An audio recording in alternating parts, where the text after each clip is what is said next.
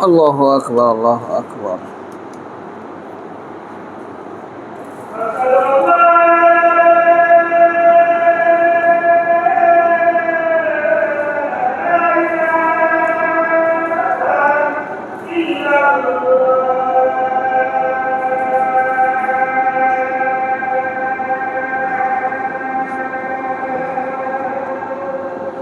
أشهد أن لا إله إلا الله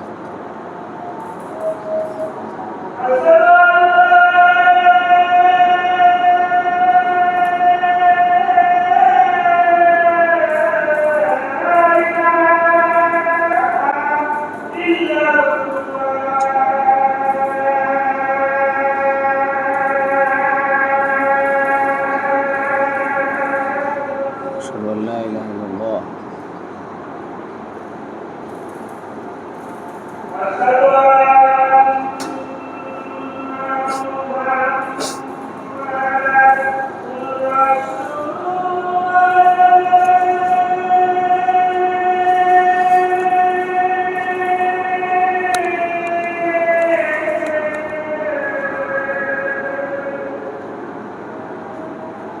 أشهد أن محمد رسول الله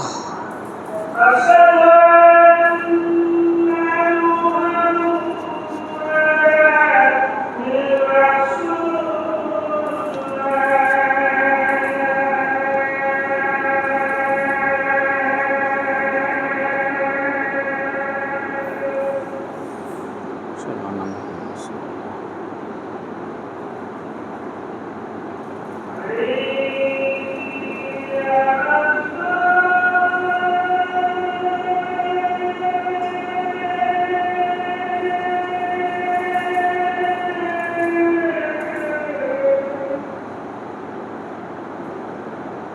لا حول ولا قوة إلا بالله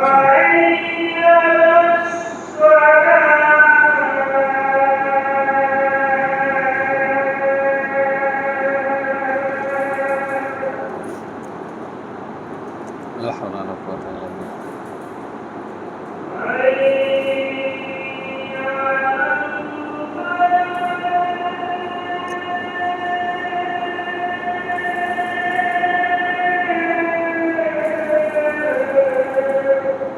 لا حول ولا قوة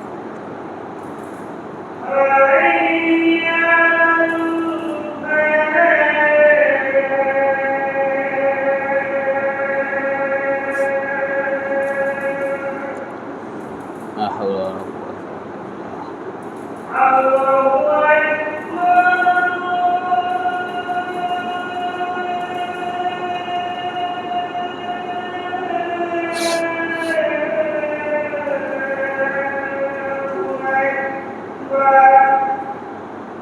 الله أكبر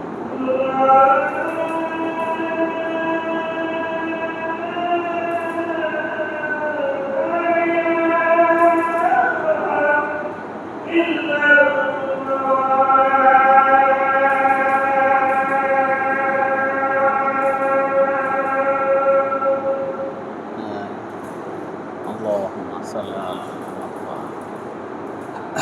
اللهم صل اللهم بارك اللهم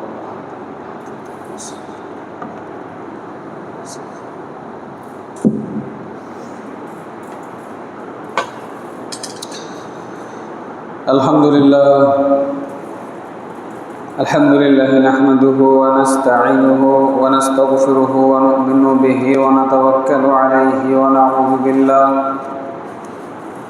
ونعوذ بالله من شرور أنفسنا ومن سيئات أعمالنا من يهده الله فلا مضل له ومن يضلله فلا هادي له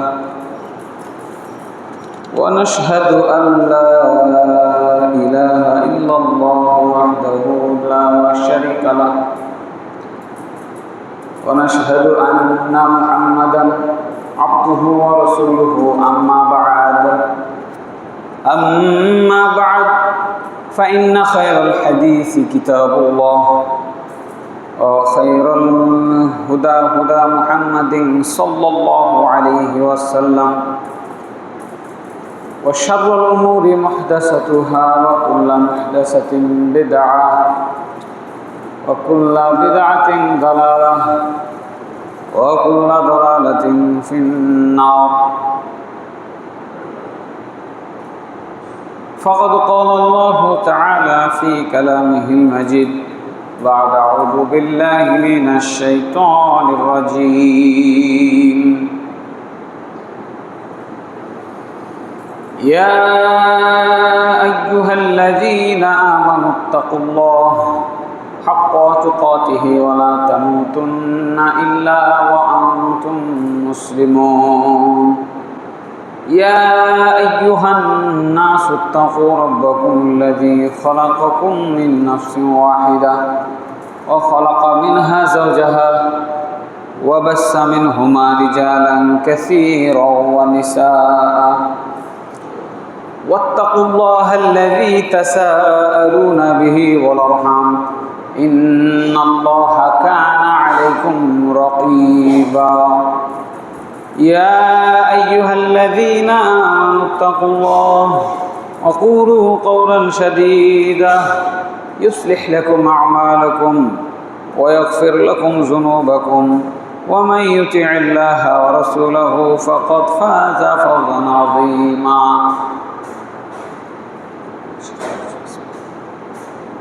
قاف والقرآن المجيد بل عجبوا أن جاءهم منذر منهم فقال الكافرون هذا شيء عجيب أإذا متنا وكنا ترابا ذلك رجع بعيد قد علمنا ما تنقص الأرض منهم وعندنا كتاب حفيظ بل كذبوا بالحق لما جاءهم فهم في أمر مريج.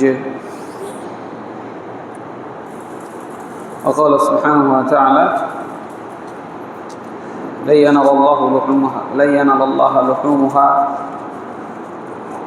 ولا دماؤها ولكن يناله التقوى منكم. سورة حج آية نمبر 37. وعن أبي هريرة أن رسول الله صلى الله عليه وسلم قال من كان له ساعة ولم يضحي فلا يقربن مصلانا. ইবন মাজাহ হাদিস নাম্বার 3123। যাবতীয় গুণগান প্রশংসা হামদ সানা আল্লাহ রাব্বুল আলামিনের জন্য যারা শেষ বাণীতে বিগত একটি বছর পেরিয়ে আমরা ঈদুল আজহার নিকটে পৌঁছে গেছি। তার নৈকট্য হাসিলের জন্য আমরা কোরবানির জন্য প্রস্তুতি নিতে পেরেছি। এই জন্য আল্লাহর দরবারে আমরা শুকরিয়া জ্ঞাপন করি। আলহামদুলিল্লাহ, আল্লাহ রাব্বুল আলামিন যেন আমাদেরকে একটি মকবুল কোরবানি করার তৌফিক দান করেন। আল্লাহুম্মা আমিন। দুরূদ ও শান্তির ধারা বর্ষিত হোক আমাদের প্রিয় নবী আখির নবী মুহাম্মদুর রাসূলুল্লাহ সাল্লাল্লাহু আলাইহি ওয়াসাল্লামের উপরে।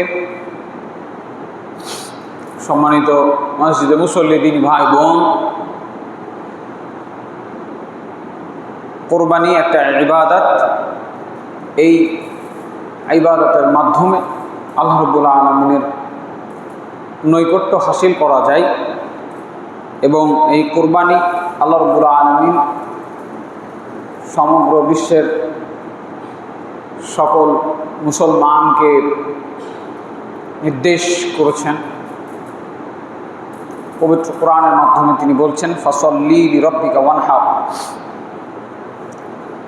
সূরা কাউসার আয়াত নাম্বার 2। তুমি তোমার রবের জন্যেই সালাত আদায় করো, নামাজ পড়ো, আর তুমি তোমার রবের জন্যই ফ্যানটা দিয়ে দেবে। তুমি তোমার রবের জন্যই কুরবানি করো।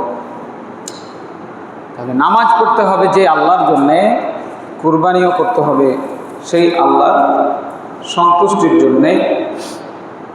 প্রত্যেকটা ইবাদত, শুধু নামাজ, রোজা, হজ, যাকাত নয়, প্রত্যেকটি ইবাদতে ইখলাস থাকা জরুরি।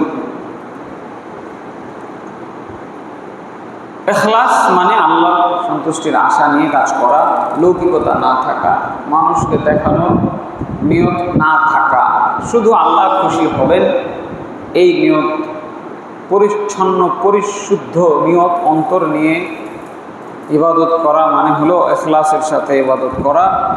আর দ্বিতীয় আরেকটি বিষয় হলো যে নববী সুন্নাহকে বাস্তবায়ন করা, প্রত্যেকটি ইবাদতের পূর্ব শর্ত। আল্লাহ রাব্বুল আলামিন বলছেন সূরা হজ্জের 37 নম্বর আয়াতে, লা ইয়ানালুল্লাহা লুহুমুহা ওয়ালা দিমাউহা, লা ইয়ানালুল্লাহা লুহুমুহা ওয়ালা দিমাউহা ওয়ালাকিন ইয়ানালুহুত তাকওয়া মিনকুম। তোমাদের এই কুরবানির যে পশুগুলো রয়েছে তাদের রক্ত, মাংস এগুলো আল্লাহর কাছে যায় না, বরং আল্লাহর কাছে যায় তোমাদের তাকওয়া, আল্লাহ ভীতি। আল্লাহকে ভয় করে, আল্লাহর শাস্তি থেকে বাঁচার জন্য, আল্লাহকে খুশি করার জন্য কে কুরবানি করছে এইটাই আল্লাহ দেখেন। এই কোরবানি এটি একটি জরুরি কাজ। প্রত্যেক বছর প্রত্যেকটা পরিবারের পক্ষ থেকে একটা করে কুরবানি করা জরুরি। রাসূল সাল্লাল্লাহু আলাইহি ওয়াসাল্লামের নির্দেশ রয়েছে প্রত্যেক পরিবার মানে আপনি আর আপনার স্ত্রী, আপনি আর আপনার স্ত্রী মানে একটা পরিবার। যার যখন বিয়ে হয় তার আলাদা আলাদা পরিবার হয়ে যায়। কিন্তু আমাদের বাংলাদেশের প্রেক্ষাপটে 51টি পরিবার, যেটাকে একসাথে 3-4টা ছেলে মেয়ে, 3টা ছেলে, 3টা বৌমা, শ্বশুর শাশুড়ি সবাই একসাথে থাকে। এগুলো হিন্দুদের কালচার। এগুলো কাদের কালচার? হিন্দুদের কালচার। হিন্দুদের পর্দার বিধান ওরা বুঝেই না, জানেই না। দেওর ভাসুরের সামনে একটা মেয়ে মানুষ যেতে পারবে না, এ বিধান হিন্দুদের গ্রন্থে বইয়ে ওরা শিখে নেই। বাংলাদেশ যেহেতু একটা সময় ভারতের অংশ ছিল, ভারত উপমহাদেশের অংশ ছিল, আর এই ভারত উপমহাদেশ হিন্দুদের অধ্যুষিত একটা এলাকা, অঞ্চল। এই জন্যে এই বাংলাদেশে মুসলমানদের মধ্যে আজও এই পরিবার প্রথাটা রয়ে গেছে। এটি কিন্তু ইসলামী পরিবার প্রথা নয়। ইসলামী পরিবার হলো আপনি আর আপনার স্ত্রী। যেমন মুসা আলাইহিস সালামকে আল্লাহ তাআলা বলছেন যে মুসা এবং তার পরিবার একটা জায়গায় যাচ্ছিল, তখন বলল মুসা আলাইহিস সালাম তার পরিবারকে যে ইন্নী আনাস্তু নারা, আমি আগুন দেখেছি। পরিবারকে বলল যে আমি আগুন দেখেছি, তোমরা থামো, আমি আগুনের কাছে যাই, কোনো নির্দেশনা পাই কিনা। তো তাফসিরে আসছে তার সাথে শুধু তার স্ত্রী ছিল, আর কেউ ছিল না। তার মানে আপনি আর আপনার স্ত্রী মিলে হলেন পরিবার। কথা সাফ ক্লিয়ার। আর আপনার যদি ছেলে মেয়ে হয়, যতদিন তার বিয়ে না হচ্ছে ততদিন সে আপনার পরিবার। বিয়ে হলে তার পরিবার আলাদা। প্রত্যেক পরিবারের পক্ষ থেকে একটি করে কুরবানি, যারা কুরবানি করবে না তাদেরকে আল্লাহ রাসূল সাল্লাল্লাহু আলাইহি ওয়াসাল্লাম ধমক দিয়েছেন। আন আবি হুরায়রা আন্না রাসূলুল্লাহ সাল্লাল্লাহু আলাইহি ওয়াসাল্লাম قال, আবু হুরায়রা রাদিয়াল্লাহু আনহু থেকে বর্ণিত, রাসূল সাল্লাল্লাহু আলাইহি ওয়াসাল্লাম বলেছেন, মান কানা লাহু সাআতান ওয়া লাম ইউদাহি ফালা ইয়াকরাবান্না মুসাল্লানা। এই শুনে নাও, তোমাদের যাদের কুরবানি করার সামর্থ্য আছে, এর পরেও কুরবানি করেনি, সে যেন ঈদগাহাতে না আসে। ঈদের নামাজ পড়তে যেন ওই লোক না আসে যার সামর্থ্য থাকা সত্ত্বেও কুরবানি করেনি। কাজে কুরবানি করা কত আলেম ওলামা বলেছেন এটা ওয়াজিব, করতেই হবে, না করলে গুনাহ হবে। আর কতক আলেম বলেছেন যে না, এটা জোর তাকিদ দেওয়া হয়েছে, জরুরি কাজ আল্লাহ রসুল প্রত্যেক বছর করতেন, সাহাবীরাও প্রত্যেক বছরে করতেন যাদের সামর্থ্য ছিল, অতএব আমাদের প্রত্যেক বছর করা জরুরি। কিন্তু যেহেতু আল্লাহ রসুল সাল্লাল্লাহু আলাইহি সাল্লামের অন্য হাদিসে আসছে যে যারা মান আরাদা আইয়ুদাহি, যাদের ইচ্ছা হয় কুরবানি করার, তারা যেন তাদের নখ চুল না কাটে। এই হাদিস থেকে বোঝা যায় যে এটা ইচ্ছাধীন, কেউ যদি না চায় তো নাও করতে পারে। তার ব্যক্তিগত কোনো প্রয়োজনে যদি সে মনে করে যে করব না, তাহলে গুনাহ হবে না, এটা একদম বলেন। তো উভয়টা মিলে আমাদের সমন্বয় করতে হবে। এটা যে ফরজ নয়, এই জন্য অনেক সাহাবী মাঝে মধ্যে কুরবানি দিতেন না, যাতে মানুষ বুঝতে পারে যে এটা ফরজ না, করতেই হবে, এরকম বাধ্যতামূলক না। তবে দুইটার সমন্বয় হলো যে আমাদের উচিত সুযোগ থাকলে, সামর্থ্য থাকলে কুরবানি করা। তো যাই হোক, কুরবানি নিয়ে, কুরবানির পশু নিয়ে আলোচনা কত হয়েছে সেদিকে আমি যাচ্ছি না। আজকে আমরা কুরবানির আরও যে সমস্ত মাসলা মাসাইলগুলো রয়েছে আমরা সেগুলো নিয়ে কিছুটা আলোচনা করার চেষ্টা করব ইনশাআল্লাহ। কুরবানি করার সময় আমরা কুরবানির পশুকে বিসমিল্লাহি আল্লাহু আকবার বলে জবাহ করব, আর একটা ছোট্ট দোয়া আছে সেটা করে দেব। বিসমিল্লাহি আল্লাহুম্মা তাকাব্বাল মিন্নি ওয়া মিন আহলি বাইতি। হে আল্লাহ, আপনার নামে জবাহ করছি, আপনি আমার পক্ষ থেকে আর আমার পরিবারের পক্ষ থেকে কবুল করে নেন। এই দোয়াটা ওখানে করতে হবে। আপনি নিজে জবাহ করতে পারলে তো ভালো, উচিত। আল্লাহ রসুল সাল্লাল্লাহু আলাইহি ওয়াসাল্লাম নিজেই জবাহ করতেন, সাহাবীরা নিজেরা জবাহ করতেন, কসাই ডেকে তারা অন্য মানুষ ভাড়া করে তারা জবাহ করাতেন না সাধারণত। হ্যাঁ, তবে এটাও প্রমাণ পাওয়া যায় আল্লাহ রসুল সাল্লাল্লাহু আলাইহি ওয়াসাল্লাম অনেকগুলো কুরবানি করতেন, একটা দুটা না, অনেকগুলো। ওই দিন একটা হাদিস পড়লাম, প্রায় 100টা উট তিনি কুরবানি করেছেন। আল্লাহু আকবার। আবার দেখতে হবে, এখন নোটে নাই, নোটে নিতে পারিনি ওটা। তো এতগুলো তো জবাই করতে পারবেন না, শক্তি তো একটা ব্যাপার আছে। সেক্ষেত্রে হয়তো কারো সহযোগিতা নিয়েছেন, আলী রাদিয়াল্লাহু আনহুর সহযোগিতা নিয়েছেন। উচিত হলো নিজে জবাই করা। আর কি বলবো, বিসমিল্লাহি আল্লাহু আকবার, আল্লাহুম্মা তাকাব্বাল মিন্নি ওয়া মিন আহলি বাইতি। আরবিতে না পারলে বাংলায় বলবো, আল্লাহ আপনি আমার পক্ষ থেকে আর আমার পরিবারের পক্ষ থেকে কবুল করে নিন। এইটাই দোয়া, আর কোনো দোয়া নাই। এর বাইরে যত দোয়া রয়েছে ওগুলো মানুষের নিজেদের মন গড়া বানোয়াট।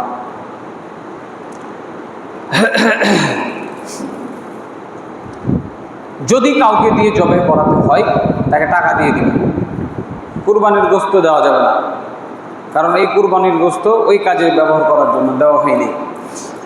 কুরবানির গোশত আমাদেরকে আল্লাহ রাব্বুল আলামিন খাবার জন্য উপহার হিসেবে দিয়েছেন। আগের জামানায় কুরবানি করলে সেটা আসমান থেকে কোনো আলোক রশ্মি এসে ঝলসে দিয়ে ছাই করে দিত, তখন বোঝা যেত যে কুরবানিটা কবুল হইল। আর যদি না আসতো তাহলে বোঝা যেত কুরবানি কবুল হয়নি, আবার করতে হবে, কোনো গুনাহ আছে হয়তো, কোনো ইখলাসের নিয়ত ত্রুটি আছে হয়তো, আয় উপার্জনে হারাম আছে হয়তো। ইন্নাল্লাহা তাইয়্যিব লা ইয়াকবালু ইল্লা তাইয়্যিব, নিশ্চয় আল্লাহ পবিত্র, তিনি পবিত্র ছাড়া গ্রহণ করেন না। সাফ কথা। যদি কোনো অপবিত্র টাকা, হিরোইন গাঞ্জা বিক্রির টাকা, সুদ ঘুষের টাকা, মিথ্যা কথা বলে ধোঁকাবাজি করে আয় উপার্জন করা টাকা, আমানতের খিয়ানত করে অন্যের টাকা, চিটারি বাটপারি করে নিয়ে আসা টাকা, এই টাকা দিয়ে কুরবানি করলে কুরবানি কবুল হবে না। সাফ কথা। আল্লাহ আমাদের বোঝার তৌফিক দান করেন, আল্লাহুম্মা আমিন।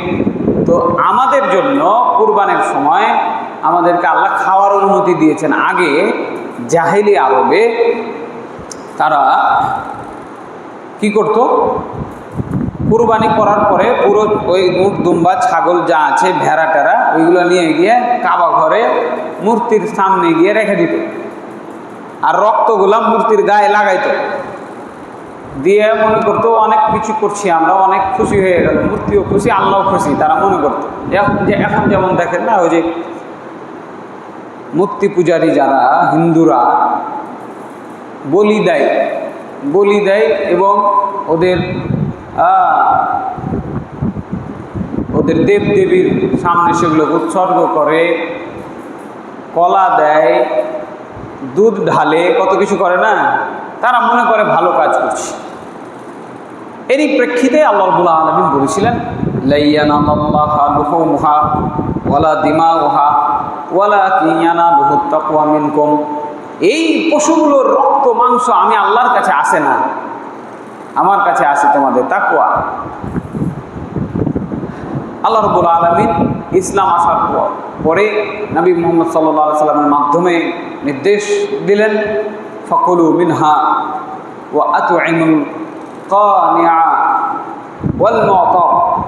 সূরা হজ্জের 36 নম্বর আয়াতে আল্লাহ রাব্বুল আলামিন ঘোষণা করে দিলেন, তোমরা এই কুরবানির পশুগুলো নিজেরা খাও এবং অন্যদের খাওয়াও, যারা চায় না, যারা চায়। যে আপনার বাড়িতে চাইতে আসছে তাকে দিবেন, ধাক্কা মেরে অপমান করে তাড়িয়ে দিবেন না। একদিন আপনার বাড়িতে আসবে, আপনাকে সহ্য করতে হবে। একটু অনুধাবন করুন, আজকে ওই ভিখারির মতো আল্লাহ আপনাকে অন্যের বাড়িতে চাওয়ার অবস্থায় রাখতে পারতেন না? এই জন্য আলহামদুলিল্লাহ বলেন একবার, আল্লাহ আমাকে আপনাকে কি অন্যের প্রতি নির্ভরশীল করেন নাই? আমাদেরকে সম্মান নিয়ে এই পৃথিবীতে বাঁচার জন্য আল্লাহ সুযোগ করে দিয়েছেন, আলহামদুলিল্লাহ। কাজে একটা মানুষ যখন আপনার বাড়ি আসছে, তাকে ধমকায়েন না, দেন। আপনি এক পিস গোস্ত দেন, আরও চাই আরেক পিস দেন, আরও চাই, ওকে বুঝিয়ে বলেন যে বাবা হয়েছে, আপনি যান, আরও লোকজন আছে দিতে হবে। ঠান্ডা মাথায় সুন্দর করে বুঝিয়ে বলেন। আল্লাহ তাআলা বলছে, দেখেন, যে চাই তাকে দাও, যে চায় না তাকেও দাও। আবার অনেক আছে চাইবে না, না খেয়ে থেকে যাবে, কিন্তু আপনার বাড়িতে চাইতে যাবে না। আপনার বাড়ির, আমার বাড়ির আশেপাশে এরকম বহু মানুষ রয়েছে যাদের খোঁজ খবর নিতে হবে। হ্যাঁ, কুরবানি দিয়েছো গো, এই কথা বলে ছোট করবেন না। কত টাকার ভাগা দিলা গো, এই কথা বলে মানুষকে ছোট করবেন না। খুব জঘন্য, নিম্নমানের, ন্যাক্কারজনক প্রশ্ন মুসলিম কমিউনিটির জন্য। কত টাকার ভাগা হইল এবার? গরুর দাম কত, ছাগলের দাম কত? হ্যাঁ, উনি কুরবানি দিয়েছে কি দেয়নি আপনি না জেনে একটা প্রশ্ন করলেন। একটা ভদ্র সম্মানিত লোক কি বলবে, উত্তর কি দিবে? হ্যাঁ, বিব্রত হবে না? খবরদার, এই নোংরা, জঘন্য, নিকৃষ্ট, ন্যাক্কারজনক প্রশ্ন কখনো করবেন না। ভাই, কুরবানি কত হলো, কত দামের হলো, কি হইলো, কয়টা ভাগ দিলেন? খবরদার, খোঁজ নেবেন গোপনে। যদি বুঝতে পারেন যে কেউ কুরবানি দেয়নি, তো ছেলেমেয়ের হাতে একটু বেশি করে গোস্ত পাঠিয়ে দেবেন, শেষ। হ্যাঁ, ছেলেমেয়েও যদি জিজ্ঞাসা করে আম্মা বেশি গোস্ত দিচ্ছেন, তাদের কি ব্যাপার, তোমার এত কথা বোঝার দরকার নেই, চুপচাপ দিয়ে দিবা, শেষ। ছোট করবেন না কখনো মানুষকে। ওয়ালাকাদ কাররামনা বানি আদম। আল্লাহ তাআলা এই মানুষকে সম্মান দিয়েছেন। আল্লাহু আকবার, সুবহানাল্লাহি ওয়া বিহামদিহি। আল্লাহ রাব্বুল আলামিন সম্মান দিয়েছেন। আপনি এই সম্মান, আপনি কোনো মানুষের সম্মান ক্ষুণ্ণ করার অধিকার রাখি না।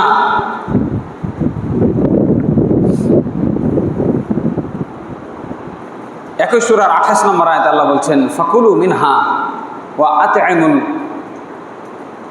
বাঈসাল ফাকির। তোমরা নিজেরা খাবে এবং দুস্থ অভাবীদেরকে এই পশুগুলোর গোস্ত খাওয়াবে। শুধু নিজে খেলে হবে না, ফ্রিজ ভর্তি করে রেখে দিলে হবে না, আশেপাশে দুস্থ গরিব মানুষকে দিয়ে খেতে হবে। তবে হ্যাঁ,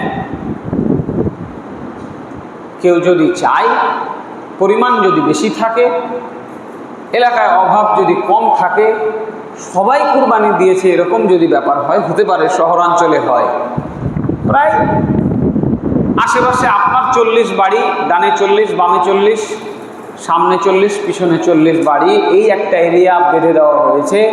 এই পুরো তল্লাটে খোঁজ নিয়ে দেখলেন 2-1 বাদে বাকি সবাই কুরবানি দিয়েছে। তাহলে আর তো কারো গোস্তের অভাব হবে না। আর আপনিও একটা বিশাল কুরবানি দিয়েছেন, আলহামদুলিল্লাহ। আল্লাহকে খুশি করার জন্য আল্লাহ আপনাকে সামর্থ্য দিয়েছে, কিপটামি করবেন না, দিবেন একদম লাখ টাকা দামের গরু, একাই একটা কুরবানি দিবেন। এত গোস্ত কি করবেন? এত গোস্ত কি করবেন? ফেলে দিবেন না, জমা করে রাখতে পারবো আমরা। এই সুযোগ আল্লাহ রাব্বুল আলামিন দিয়েছেন। ফ্রিজ আছে, ফ্রিজে ঢুকিয়ে রাখেন, কোনো আপত্তি নাই। হযরত সালামা বিন আকওয়া রাদিয়াল্লাহু আনহু বলেন, রাসূল সাল্লাল্লাহু আলাইহি ওয়াসাল্লাম আমাদেরকে 3 দিনের বেশি কুরবানির গোস্ত ঘরে রাখতে নিষেধ করেন।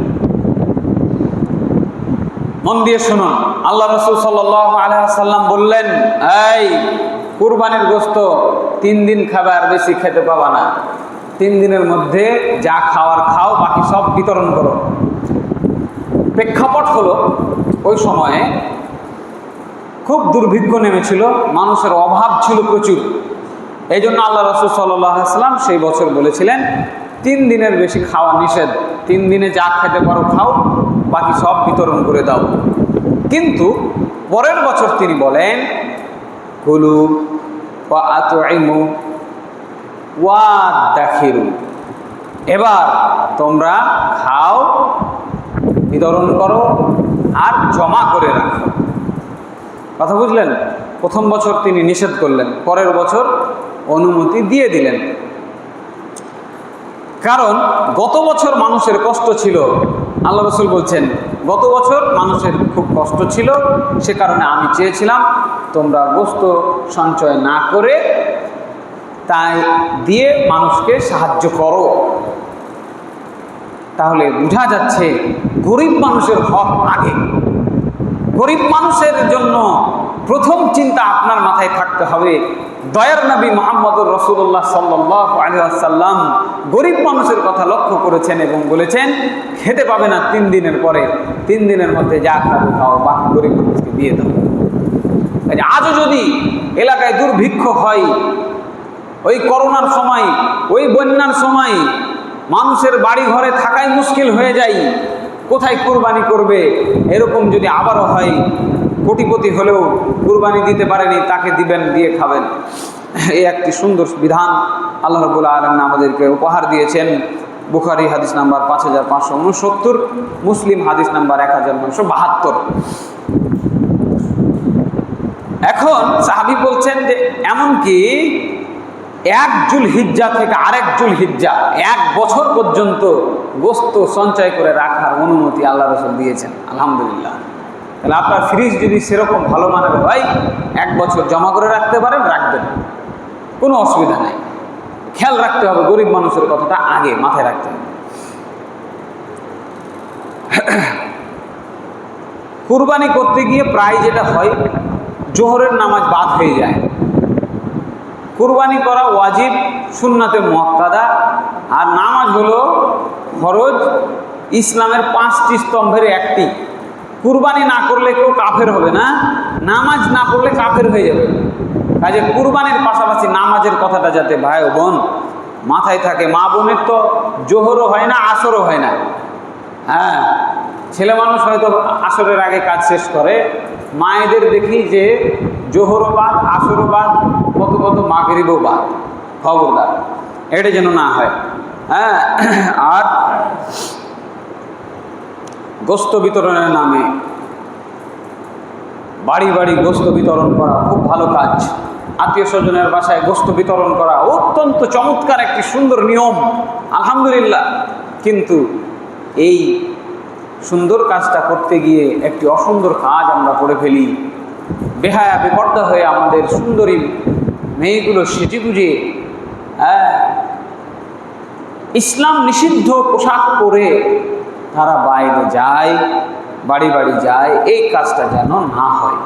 আমি মাদেরকে বলতে চাই, বিশেষ করে এই দায়িত্ব আপনাদের, আপনারা আপনাদের মেয়েদেরকে এই বিষয়ে কঠোরভাবে নিষেধ করবেন, ছেলেদেরকে পাঠাবেন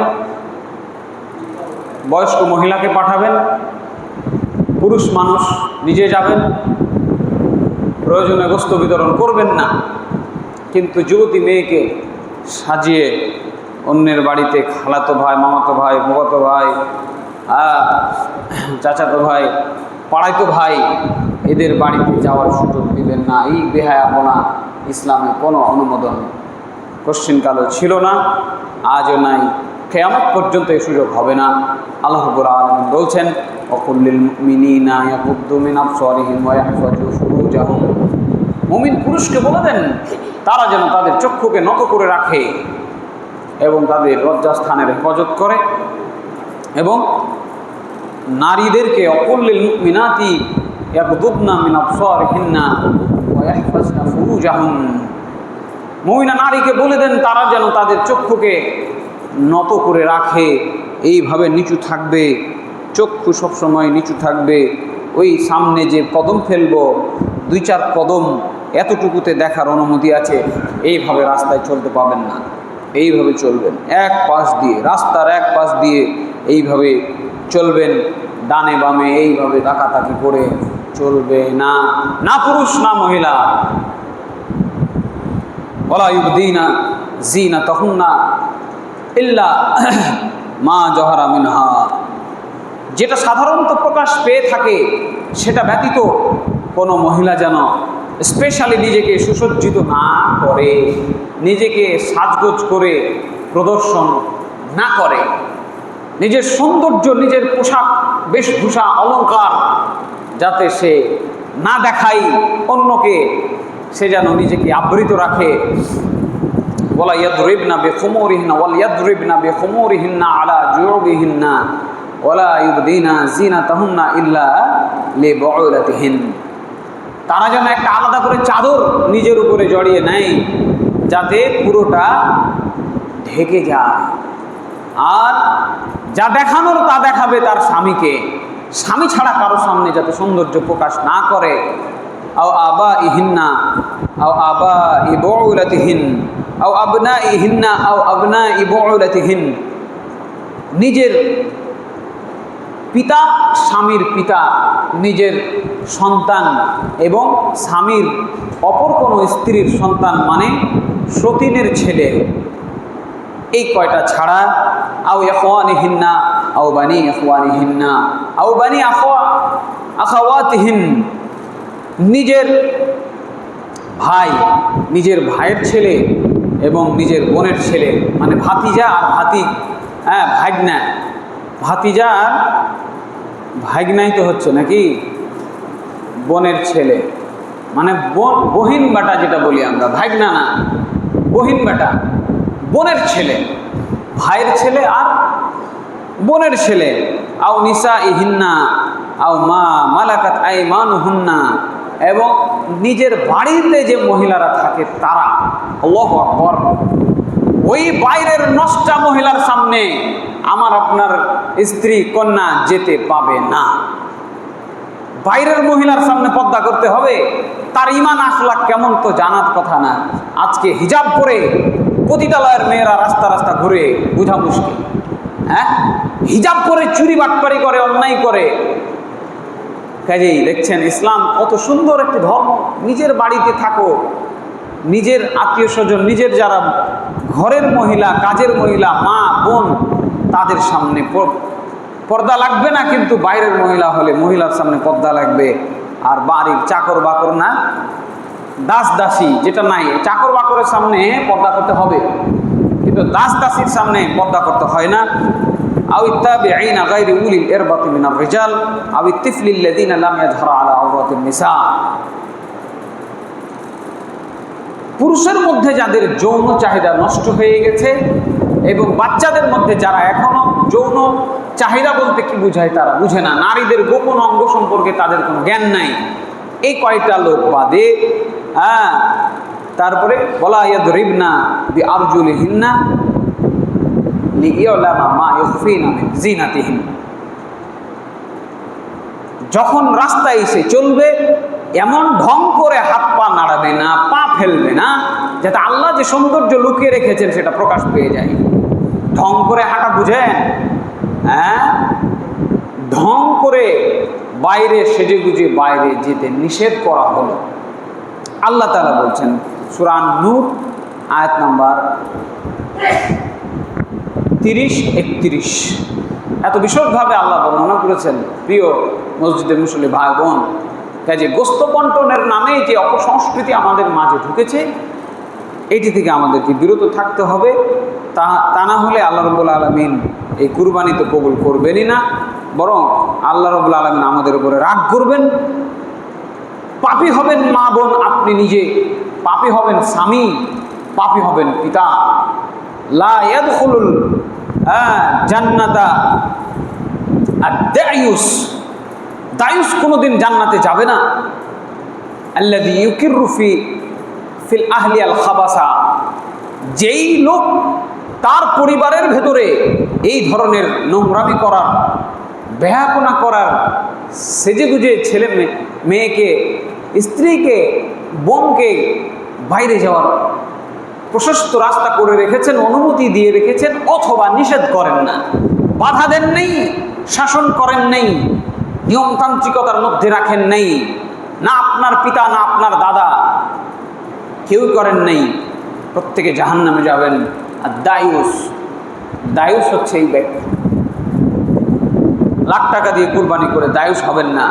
আল্লাহ রাব্বুল আলামিন আমাদের বুঝার তৌফিক দান করেন, আল্লাহুম্মা আমিন।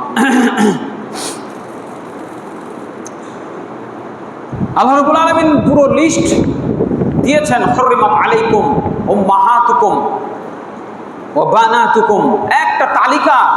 কে কে কার কার সামনে যাবেন, আপনি কার কার সামনে যাবেন না, হে মা, হে ভাই, হে বোন, কে কার সামনে যাবেন, কে কার সামনে যাবেন না, এই কোরআনের মধ্যে দেওয়া হইল। আর আমরা বৃদ্ধাঙ্গুলি দেখালাম, ঠিক হলো? এটা কি আল্লাহ রাব্বুল আলামিন খুশি হচ্ছেন? সুরেলা কণ্ঠে কোরআন তেলাওয়াত করছে, কার কত সুর, কে কত টেনে টেনে কোরআন পড়তে পারে, সবার মনোযোগ সেই দিকে। কোরআন তেলাওয়াতের সাথে সাথে মারহাবা, সুবহানাল্লাহ, মাশাআল্লাহ, অভাব নেই। হ্যাঁ, আল্লাযী খালাকাল মাউতা ওয়াল হায়াতা লিয়াবলুয়াকুম। আল্লাহু আকবার। প্রতিযোগিতা করা হচ্ছে, মুখ বাঁকিয়ে হেলে দুলে কোরআনের তেলাওয়াত করা হচ্ছে। কোরআনের নির্যাস কণ্ঠনালীর নিচে যায় না। কি পড়া হইল জনতা বুঝে না। সাহাবায়ে কেরাম অজ্ঞান হয়ে যেতেন, কোরআনের ভারে মাথা নষ্ট হয়ে যেত। বাপের বিরুদ্ধে কোরআনে আয়াত নাযিল হয়েছে, ইন্নামাল মুশরিকুনা নাজাস, তোমার বাপ হলো অপবিত্র। মেয়ে বাপকে বলছে আপনি অপবিত্র, আমার বিছানায় বসার অধিকার আপনার নাই। আল্লাহু আকবার। বাপ, নিজের জন্মদাতা বাপ সম্পর্কে কোরআনে আয়াত নাযিল হয়েছে। আল্লাহ রাসূলের স্ত্রী তার বাপকে, শ্বশুরকে, আল্লাহর নবীর শ্বশুরকে ঘরে ঢুকতে দেয় নাই, বসতে দেয় নাই। আপনিও পবিত্র নাপাক, কোরআন বলেছে, আমি তাই বলছি, কিছু করার নাই। আর আপনি সুরেলা কণ্ঠে কোরআন পড়ে ফার্স্ট অ্যাওয়ার্ড নিয়ে আসলেন। অ্যাওয়ার্ড দাতাও বুঝে না, অ্যাওয়ার্ড গ্রহীতাও বুঝে না, এই কোরআনের ভার কি। আল্লাহ রাব্বুল আলামিন এই কোরআনকে আমাদের জন্য হেদায়েত করেছিলেন, হেদায়েতের দিশা চেরাগ। সেই চেরাগের বাতি নিভায়ে দিয়ে মুসলমান, লা হাওলা ওয়ালা কুওয়াতা ইল্লা বিল্লাহ। আসুন পবিত্র কোরআন ও সহিহ হাদিসের আলোকে জীবন গড়ি। আসুন কোরআনকে আমার পথ চলার সেই চেরাগ বানাই, সেই টর্চ লাইট বানাই। ডানে যাব না বামে যাব, কোন দিকে যাব, কাদা আছে না খাল আছে না ডোবা আছে, টর্চ লাইট দিয়ে দেখে দেখে যেমন চলি না, কোরআন দেখে দেখে চলতে হবে। কি জায়েজ কি না জায়েজ, কি হালাল কি হারাম, কিসে আল্লাহ খুশি কিসে আল্লাহ বেজার। এই কুরবানি কখন কবুল হবে কখন কবুল হবে না, আল্লাহ আমাদের সে তৌফিক দান করেন, আল্লাহুম্মা আমিন। আরও কিছু বিষয় রয়েছে। ইব্রাহিম আলাইহিস সালাম যেমন রবের সন্তুষ্টির জন্য সন্তানকে পর্যন্ত কুরবানি করতে উদ্যত হয়েছিলেন, আমাদের উচিত হবে সেই বিধান তো আল্লাহ তুলে নিয়েছেন আলহামদুলিল্লাহ। নিজের পছন্দের কষ্টের টাকা থেকে সুন্দর একটা পশু কিনে সেই পশুকে কুরবানি করতে হবে আল্লাহর রাহে, আল্লাহর সন্তুষ্টির আশায়, নবী মুহাম্মদ সাল্লাল্লাহু আলাইহি ওয়াসাল্লামের আদেশকে বাস্তবায়ন করার জন্যে ফি কুল্লি আম,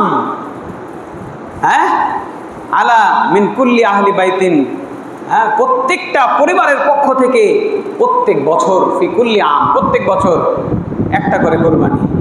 এই আদেশ বাস্তবায়নের জন্য 11 মাস ধরে অল্প অল্প করে টাকা জমা করে কুরবানি দিবেন। গান বাজনার মতো ন্যাক্কারজনক হারাম কাজে কেউ লিপ্ত হবেন না। আর ওই কুরবানির চত্বরে দেখবেন যে বিড়িখোরেরও ইদানিং সয়লাভ। একদিন একজন করেছে, সেদিন কেউ তাকে মানা করে নাই, তখন আরেক বিড়িখোরের সেই বিড়ি খাওয়ার শখ জেগেছে, সেও খেয়েছে, মানা করে নাই। এখন প্রায় জায়গায় দেখি কুরবানি করো বেটা, কুরবানি ইবাদত, মসজিদে বসে বিড়ি খাও, তুমি মসজিদে বিড়ি খেতে পারবেন? ঠিক আপনার এই কুরবানি, কিভাবে ওই আল্লাহর ইবাদত করছেন আর আপনি বিড়ি টানছেন? লজ্জা হয় না? একটু হায়া হয় না? একটু শরম হয় না? ছি! আবার আশপাশে বহু বেটি আছে, ছেলে পেলে সবাই আছে, ছি ছি ছি ছি ছি। আবার বেটা যেদিন চুট্টি কুড়িয়ে মুখে দিবে তখন বেয়াদব। ওই বেয়াদব বেটাকে না বলে নিজের গালে একটা থাপ্পড় আগে লাগাবেন। ওই বেয়াদবি আপনি শিখিয়েছেন, আপনার বাপ শিখিয়েছে, আপনার পাড়া প্রতিবেশী তাকে শিখিয়েছে। মসজিদে বিড়ি খাবেন? আমি যদি একটা বিড়ি খাই কেমন লাগবে আপনাদের? ভালো লাগবে? যেই চেতনা দিয়ে আপনার মনে হচ্ছে ইমাম সাহেবের উচিত না যে মিম্বারে দাঁড়ায় খুতবা দিচ্ছেন আর বিড়ি খাচ্ছেন, সেই চেতনা আপনার ভেতরে একটু কাজ করে না সেদিন? যে আমি কুরবানি করছি আল্লাহকে খুশি করার জন্য, বলছি আল্লাহ তুমি কবুল করো, আর বিড়ি টানছি। হায় হায় হায় হায়, এই মুসলমান জাতির কি হলো? কে তাদের বুঝাবে? আল্লাহ আপনি তাদের বুঝ দান করেন, আল্লাহুম্মা আমিন। কোরবানির তাৎপর্য, আল্লাহর রাহে জীবন উৎসর্গ করার জাজবা সৃষ্টি করা, ইব্রাহিম আলাইহিস সালামের ত্যাগপুত আদর্শের পূর্ণ স্মৃতিকে মনের মধ্যে জাগিয়ে তোলা, প্রতি বছর কুরবানি আসলেই সেই ইতিহাসকে মনে করা, উত্তম খানাপিনার একটা ব্যবস্থা, নিজের আত্মীয় স্বজনের এবং পাড়া প্রতিবেশী যে যেখানে আছে, ধনী হোক গরিব হোক, সবাই মিলে আজকে খাবারের দিন, সবাই আমরা খাবো। ভোগের বিপরীতে ত্যাগের মাধ্যমে আমরা আল্লাহর অনুগ্রহ তালাশ করব এবং শিরকের বিরুদ্ধে এক আল্লাহর খুশির জন্য লাখো লাখো কোটি কোটি পশু জবাই করার মাধ্যমে আমরা এক আল্লাহর সন্তুষ্টি তালাশ করব। ঈদুল আজহার দিনে আল্লাহ রাব্বুল আলামিন বলছেন, ওয়ালি তুকমিলুল ইদ্দাতা ওয়ালি তুকাব্বিরুল্লাহা আলা মা হাদাকুম, আল্লাহর বরত্ব ঘোষণা করার জন্যে এই গণনা পূর্ণ করে আল্লাহ রাব্বুল আলামিন আমাদেরকে যে হিদায়াত দিয়েছেন, সেজন্য আমাদের উচিত হবে আল্লাহর বরত্ব ঘোষণা করা। কাজেই জিলহজ মাসের চাঁদ ওঠার পর থেকেই আমাদের এই তাকবীর দিতে হবে, আল্লাহু আকবার, আল্লাহু আকবার। আমার সাথে সবাই বলেন, আল্লাহু আকবার, আল্লাহু আকবার, লা ইলাহা ইল্লাল্লাহু আল্লাহু আকবার, আল্লাহু আকবার, ওয়ালিল্লাহিল হামদ। আল্লাহু আকবার, আল্লাহু আকবার, লা ইলাহা ইল্লাল্লাহু আল্লাহু আকবার, আল্লাহু আকবার, ওয়ালিল্লাহিল হামদ। ঘাটে, মাঠে, দোকানে, বাড়িতে, পাড়া মহল্লায়, যেখানে যখন সময় সুযোগ পাবেন এই তাকবীরগুলো বলবেন। আর এটা হবে আইয়ামে তাশরিকের তৃতীয় দিন আসরের ওয়াক্ত পর্যন্ত, মাগরিবের আগে আসর পর্যন্ত এই তাকবীর আমাদের দিতে থাকতে হবে। আল্লাহ রাব্বুল আলামিন সূরা বাকারা 185 নম্বর আয়াতে এটি বলেছেন। আল্লাহ রাসূল সাল্লাল্লাহু আলাইহি সাল্লাম যখন মদিনায় গেলেন, তখন সেখানে আগে থেকেই কিছু কিছু উৎসব ছিল, এগুলিকে বাদ দিয়ে আল্লাহ রাব্বুল আলামিন আমাদেরকে ঈদ উপহার দিয়েছেন। ঈদের দিন সকালবেলা গোসল করে সকাল সকাল আমাদেরকে ঈদের মাঠে যেতে হবে। রাসূল সাল্লাল্লাহু আলাইহি সাল্লাম তিনি বলছেন যে, ইন্না আউয়ালু মা নাবদাউ মিন ইয়াউমিনা হাযা আন নুসাল্লিয়া সুম্মা নারজিআ ফানানহারা। আজকে আমরা সর্বপ্রথম যে কাজটা করব সেটা হবে সালাত আদায় করা। প্রথম কাজ, কোনো কাজ নাই, সকালবেলা চলে যেতে হবে, নামাজ পড়তে হবে, তারপর খুতবা হবে। আগে কোনো ডাকাডাকি নাই, হাঁকাহাঁকি নাই, আর 5 মিনিট, আর 3 মিনিট, আর 2 মিনিট, বা এমপি সাহেব কিছু বলবেন, চেয়ারম্যান সাহেব কিছু বলবেন, সভাপতি সাহেব কিছু বলবেন, অ্যাকাউন্টেন্ট কিছু বলবেন, সব হারাম, এক বাক্যে হারাম। প্রতিবাদ করা শিখতে হবে, ঠান্ডা মাথায় হট্টগোল করবেন না। আবার ইমাম সাহেবকে বলবেন, একদিন এমপি সাহেবকে বলবেন, একদিন চেয়ারম্যান মেম্বার বলবেন। হাদিস যে মানা করছে, গো আপনারা এগুলো কি করছেন, এগুলো চলবে না, হারাম। কথা বুঝে গেল? প্রথম কাজ নামাজ, তারপরে কোরবানি। আর কোরবানির পশুর যে নোংরা জিনিসগুলো থাকে এগুলো সুন্দর করে ভদ্রতার সাথে নিজে গর্ত করে পুঁতে দেবেন, যাতে বলা না লাগে। পৌরসভা থেকে এবার চিঠি দেয়নি কেন যেন, প্রত্যেক বছর চিঠি আসে, মাশাআল্লাহ। চিঠি আসে নেই, চিঠি পাইনি আমি। নিজের দায়িত্বে আলহামদুলিল্লাহ, আমরা মুসলমান, আমরা পবিত্র এবং পরিষ্কার পরিচ্ছন্ন জাতি, ঠিক আছে, এইটা আমরা করব। আর এক রাস্তা দিয়ে যাব, আর এক রাস্তা দিয়ে আসবো। এটি রাসূল সাল্লাল্লাহু আলাইহি ওয়াসাল্লাম শোনা ছিল, খালি পেটে যাব, কিচ্ছু খাবেন না, সকালবেলা না খেয়ে চলে যাবেন। আসার পরে কোরবানির ওই পশুর কলিজা দিয়ে আল্লাহ রাসূল সাল্লাল্লাহু আলাইহি ওয়াসাল্লাম তিনি প্রথম আহার করতেন। তো এটা অনেকে সিয়াম বা রোজা বলে, তো এটা রোজা সিয়াম বলা যাবে না, এটা একটা সুন্নাহ। আল্লাহ রাসূল সাল্লাল্লাহু আলাইহি ওয়াসাল্লাম এটি করতেন। আর খুতবার মাধ্যমে তিনি যুদ্ধের প্রস্তুতি নিতেন, ট্রেনিং দিতেন, ঈদের মাঠে যুদ্ধের ট্রেনিং, এবং কার কি দায়িত্ব বন্টন এইগুলো করতেন। আর আমাদের যে মেলা বসেছে ঈদের মাঠে, এই মেলাকে আগুন দিয়ে জ্বালিয়ে দিতে হবে, আগুন দিয়ে জ্বালিয়ে দিতে হবে মেলা। কোনো মেলা চলবে না, মেলায় পুতুল বেচা চলবে না, হারাম। খাবার বেচা ঠিক ছিল, কিন্তু যেহেতু এখানে আল্লাহ দ্রোহী লোকজন, সেখানে আল্লাহ বিরোধী কাজে লিপ্ত, এগুলো আগুন দিয়ে পুড়িয়ে দিতে হবে। যে এখানে দোকান দিবে সব আগুন দিয়ে পুড়িয়ে দেবো, কোনো দোকান থাকবে না। আর যদি দোকান থাকে, ঈদ কমিটিকে বলে দিচ্ছি, বেহাপনা ফায়সাপনা যদি ওখানে না হয় তাহলে আপনি অনুমতি দিবেন, তা না হলে, আর যদি মূর্তি জাতির যদি বিক্রি ঠেকাতে পারেন তাহলে অনুমতি দিবেন, তা না হলে আখিরাতে আপনাকে আল্লাহর কোর্টে গিয়ে জবাবদিহি করতে হবে। আল্লাহ রাব্বুল আলামিন আমাদের বুঝার তৌফিক দান করেন। আল্লাহুম্মা আমিন। ওয়া আকুলু কওলি হাযা ওয়া আস্তাগফিরুল্লাহ লি ওয়া লাকুম ওয়া লিসাইরিল মুসলিমিন ফাস্তাগফিরুহু ইন্নাহু হুয়াল গফুরুর রহিম। একটা চিঠি আসছে, চিঠিগুলো আসলে আমি পড়ি না সাধারণত, তো এইটা একটু পড়া দরকার মনে হলো। একটা মাদ্রাসা থেকে, রাজারামপুর পুরাপাড়া নুরানিয়া হাফেজিয়া কেরাতিয়া মাদ্রাসা। আসসালামু আলাইকুম সম্মানিত মুসল্লিবৃন্দ, আপনাদের সদয় অবগতির জন্য জানানো যাচ্ছে যে রাজারামপুর পুরাপাড়া হাফেজিয়া কেরাতিয়া মাদ্রাসায় বর্তমান ছাত্র সংখ্যা 60 জন আলহামদুলিল্লাহ, এবং 3 জন শিক্ষক এবং 1 জন বাবুর্চি কর্মরত রয়েছেন। লিল্লা বোর্ডিংয়ের মাধ্যমে প্রতিদিন প্রায় 65 জনের খাবারের ব্যবস্থা করতে হয়। এমত অবস্থায় আপনার জামাতের কুরবানির পশুর চামড়া মাদ্রাসার লিল্লা বোর্ডিংয়ে দান করার জন্য বিনীত অনুরোধ করা হলো। উল্লেখ্য, নিম্নে উল্লেখিত মোবাইল নম্বরে যোগাযোগ করা হলে আমরা নিজ দায়িত্বে চামড়া নিয়ে আসবো। মোবাইল নাম্বার দেওয়া আছে। প্রফেসর মোহাম্মদ আব্দুল সালাম সভাপতি, মোহাম্মদ ফারুক হোসেন সেক্রেটারি।